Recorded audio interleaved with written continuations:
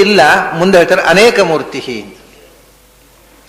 ಅವನಿಗೆ ನೀವು ಆರಾಧನೆ ಮಾಡಬೇಕನ್ನೋ ಪ್ರತೀಕವೇ ಇಲ್ಲ. ಆದರೆ ಅನೇಕ ಮೂರ್ತಿಗಳು, ಅನೇಕ ಅಂದರೆ ಒಂದಲ್ಲ ಎರಡಲ್ಲ, ಅನಂತ ಮೂರ್ತಿಗಳು. ಸ್ವತಃ ಅವನಿಗೆ ಪ್ರತೀಕವೇ ಇಲ್ಲ. ಮೂರ್ತಿ ಅಂದರೆ ಪ್ರತೀಕ ಆಗಬಹುದು, ಮೂರ್ತಿ ಅಂದರೆ ಶರೀರ ಆಗಬಹುದು ಅನ್ನೋ ಅರ್ಥವನ್ನು ನಿನ್ನೆ ಹೇಳಿದ್ದೆ ನಾನು.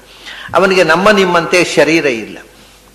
ಅಂದರೆ ಮಣ್ಣಿನಿಂದ, ನೀರಿನಿಂದ, ಬೆಂಕಿಯಿಂದ ನಿರ್ಮಾಣಗೊಂಡ ಪ್ರಾಕೃತಿಕವಾದ, ಭೌತಿಕವಾದ, ನಶ್ವರವಾದ ಒಂದು ದೇಹ ಇಲ್ಲ. ಅದರಿಂದ ಅವನು ಅಮೂರ್ತಿಮಾನ್. ಅವನಿಗೆ ಸರಿಯಾಗಿ ಅವನ ಪ್ರತೀಕ ಅಧಿಷ್ಠಾನವಾಗಬಲ್ಲಂತಹ ಒಂದು ಪ್ರತೀಕವೇ ಜಗತ್ತಿನಲ್ಲಿ ಯಾವುದೂ ಇಲ್ಲ. ಹಾಗೆ ನೋಡಿದ ಜಗತ್ತಿನ ಎಲ್ಲವೂ ಅವನ ಪ್ರತೀಕ. ಅದರಿಂದ ಅವನು ಅನೇಕ ಮೂರ್ತಿ. ಮತ್ತು ಭಗವಂತ ಒಬ್ಬನೇ, ಅವನು ಅನೇಕ ಮೂರ್ತಿ. ಒಂದೊಂದು ಕಡೆ ಕೂಡ ಅನೇಕ ರೂಪಗಳಿಂದ ತುಂಬಿದ್ದಾನೆ. ಅನೇಕ ಮೂರ್ತಿ.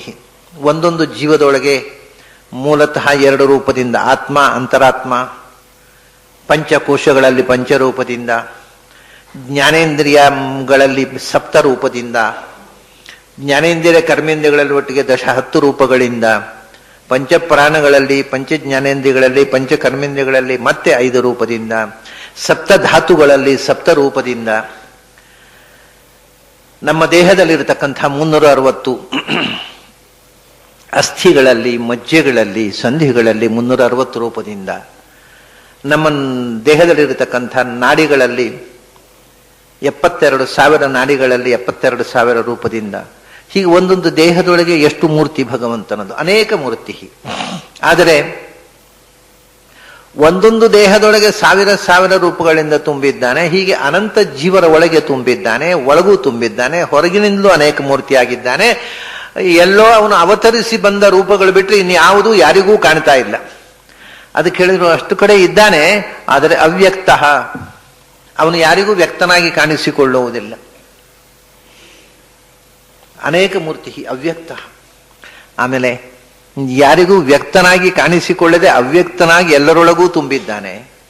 ಎಲ್ಲರೊಳಗೂ ಮುಖ್ಯವಾಗಿ ಬಿಂಬರೂಪದಲ್ಲಿ ತುಂಬಿದ್ದಾನೆ. ಆ ಅವ್ಯಕ್ತನಾದ ಬಿಂಬರೂಪಿಯಾದ ಭಗವಂತನನ್ನ ನಾವು ಧ್ಯಾನದಲ್ಲಿ, ಅಂತರಂಗದ ಧ್ಯಾನದಲ್ಲಿ ಸ್ವರೂಪದ ಕಣ್ಣು ತೆರೆದು ಆ ಜ್ಞಾನಾನಂದಮಯವಾದ ಕಣ್ಣಿನಿಂದ ಕಾಣುವುದೇ ಭಗವಂತನ ಅಭಿವ್ಯಕ್ತಿ. ಅಲ್ಲಿ ತನಕೂ ಅವ್ಯಕ್ತನೇ ಅವನು. ಈ ಕಣ್ಣಿಗೆ ಅವ್ಯಕ್ತ, ಒಳಗೆ ಮನಸ್ಸಿನ ಕಣ್ಣಿಗೂ ಅವ್ಯಕ್ತ.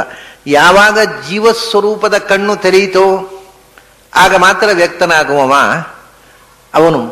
ಅದರಿಂದ ಅನೇಕ ಮೂರ್ತಿ ಅವ್ಯಕ್ತ.